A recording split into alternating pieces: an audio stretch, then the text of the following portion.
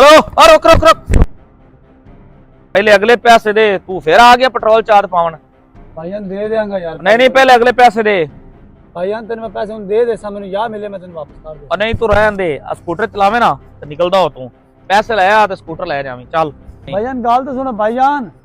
भाईजान हाँ राय इरफान कितने चलना है? भाईजान मजदूरी ते चले हाँ। यार दूसरा महीना है तेनू, तू मेरा किराया नहीं देंदा पे। लारे तो लारा तो लाई जाना है डेली बेस। मियां साहब तुहानू किराया इकट्ठा दे दे सका, ठंड आ गई काम चलदा नहीं पिया। माड़ा बंदा जिवें पैसे आए मैं तेन वापस कर देवां। तेरा काम चले या ना चले, मैं तेरे काम दा ठेकेदार नहीं हाँ। मैनू सुबह पूरा किराया चाहिए हर सूरत। मियां साहब एक महीने का टाइम दे दो, मैं थोड़े पैसे सारे वापस कर दूं। भाई सुबह तू पैसे ना दिते, तेरे भांडे चौक दे बाहर मैं सट देने नहीं। मियां साहब गाल तो सुनो। मियां साहब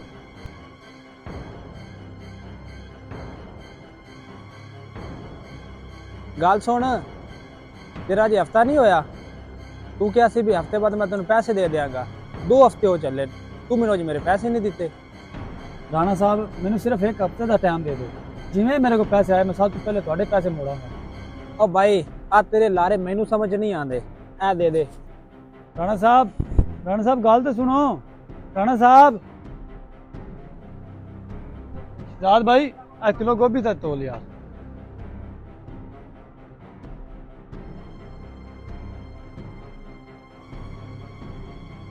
पैसे तेन सुबह दे देंगे।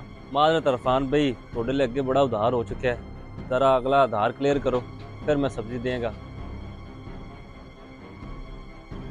इरफान यार गल सुने ना, तेरे को पैसे भी हैं, फिर तू लोगों ਨੂੰ ਉਹਨਾਂ ਦਾ क्यों नहीं दे रहे?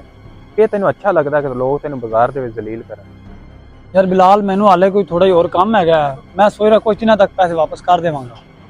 यार कुछ दिन गुजरन नाल मसाइल हल नहीं होने बल्कि और बढ़ जाने। तेरे को पैसे हैं, तू लोगों ਨੂੰ दे दे ताकि तेरी इज्जत भी बहाल होवे ते तेन सुकून भी मिले।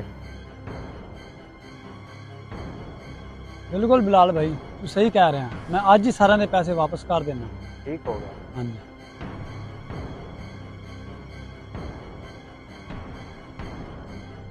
इज़्ज़त कर्ज से बढ़कर है। वक्त पर दूसरों का हक अदा करें ताकि दुनिया और आखिरत दोनों में सुकून पा सकें।